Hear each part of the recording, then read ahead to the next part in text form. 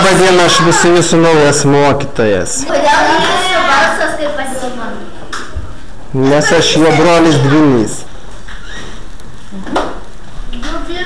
Keturi. Mantas, Ingrida. Šiandien vėl tos pačios šarkos suskrido. Nei mes Simoną surasim, nei mes pamoką išmoks. Nei mes lobį atkasim.